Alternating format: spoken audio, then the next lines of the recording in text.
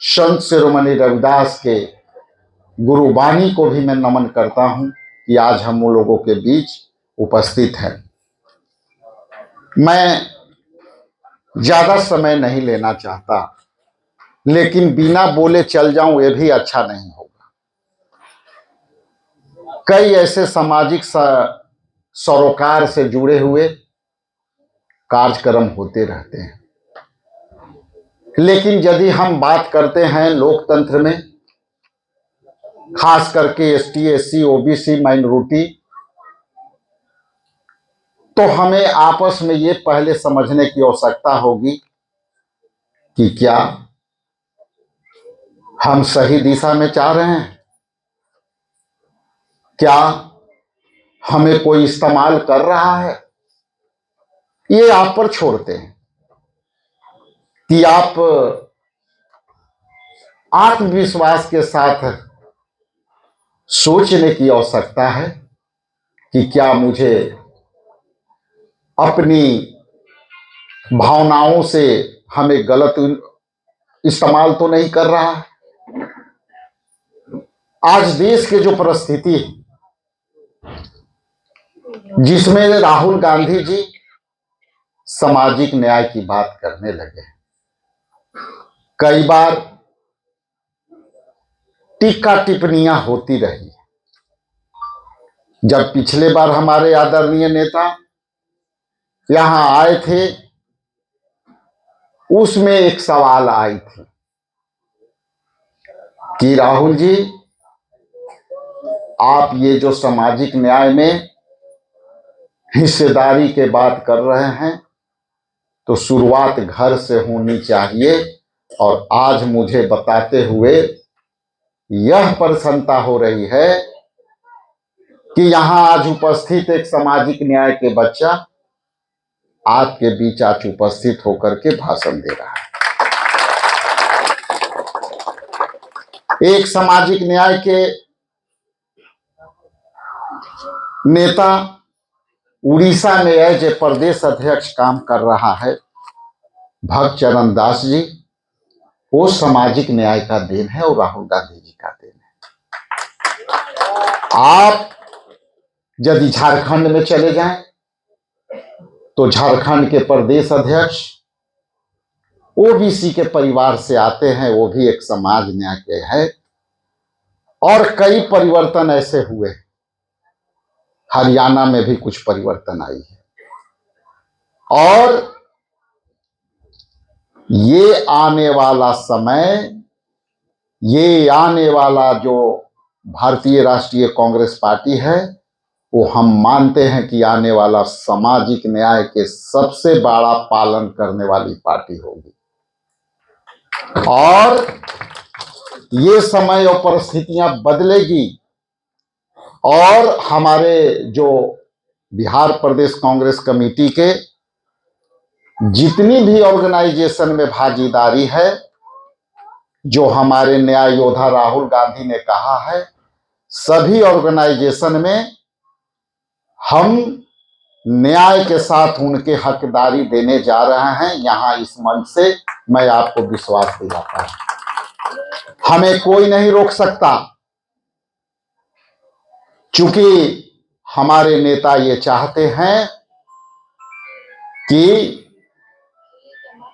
जब सत्ता में हम भागीदारी की बात नहीं करेंगे। हम चाहते हैं कि पिछले पंक्ति में बैठे तमाम लोगों को, दलित, पिछड़ा, अति पिछड़ा, अकलियत, इनको मैं केवल भागीदारी दे करके खाना पूर्ति नहीं करता हूं, और हम इनके हाथ में सत्ता देने के अधिकार देने जा रहे हैं। राहुल गांधी का ये कई परिवर्तन, कई चीजें आपके सामने होगा। यहां सुशील पासी जी बैठे हुए, हम लोग बहुत सोच समझ के निर्णय लेने वाले हैं, लेकिन साथ साथ मुझे आप लोग से एक निवेदन है कि हम अपनी वोट के चोट को पहचानने की आवश्यकता है। कई बार हम वोट के चोट को बिखराव की तरफ देखते हैं। और आरएसएस ऐसन पार्टियां आपके साथ बैठ करके और आपसे निर्णय करवा रहा है, ये समझने की आवश्यकता है। और जिस दिन वोट होती है वो आपके दरवाजे पर आ करके और स्लिप के साथ कुछ और दे जाता है, उससे बचने की आवश्यकता है, उससे बचने की आवश्यकता है। हम बाबा साहेब दिए हुए जो संविधान है उसके तहत आज हमें अभिव्यक्ति की आजादी मिली है। उसी के तहत हम धर्मनिरपेक्षता की बात करते हैं।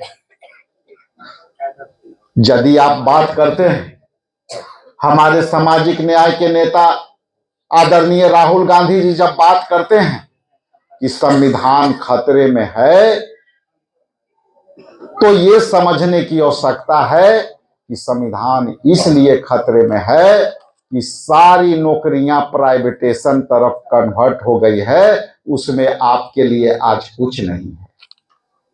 संविधान यदि खतरे में है तो लोकसभा में जो बहसें चलती हैं, विधेयकें पारित होती है, वो जो है किसान बिल को आप उदाहरण दे सकते हैं कि किसान बिल विधेयक आया तो ऑर्डिनेंस के थ्रू जो है वो कानून को पारित किया गया और रात के 1 बजे राष्ट्रपति से जो है साइन कराया गया, जबकि लोकसभा संपूर्ण बहुमत वाली सरकार थी।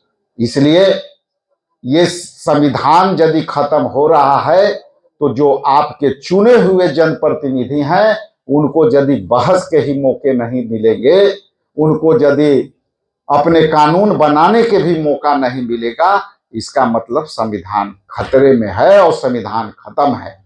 लेकिन यहां जितने लोग बैठे हैं, संविधान बचाने के लिए कोई दूसरा व्यक्ति नहीं आएगा। संविधान बचाने का जिम्मा उदित राज जैसे लोग कितना जगाते रहेंगे, लेकिन आज इस हॉल से और बाबू जगजीवन राम शोध संस्थान की इस हॉल से आपको निकलते ही भूलने की जरूरत नहीं है, इसको जोड़ने की जरूरत है। ये आवश्यकता है। हम हिस्सेदारी के बात कर रहे थे, समय कम है, लेकिन 1-2 चीज कह करके अपनी वाणी के विराम देता हूं। जब हम मौलिक अधिकार के बात करते हैं तो संविधान में हमें 6 मौलिक अधिकार दिया और वो मुख्यतः उसी मौलिक अधिकार में कई अनुच्छेद, कई आर्टिकल पर वो जाकर के लिखता है। लेकिन जब बाबा साहेब भीमराव अंबेडकर कानून और संविधान बना रहे थे तो देश में सारी धाराओं पर बात चल गई होगी, लेकिन एक धारा ऐसा था जिसे संविधान को धर्मनिरपेक्ष बनाने का। चूंकि यहां पे कई ऐसी भाषाएं बोली जाती हैं, हमारे खाने पीने की कितनी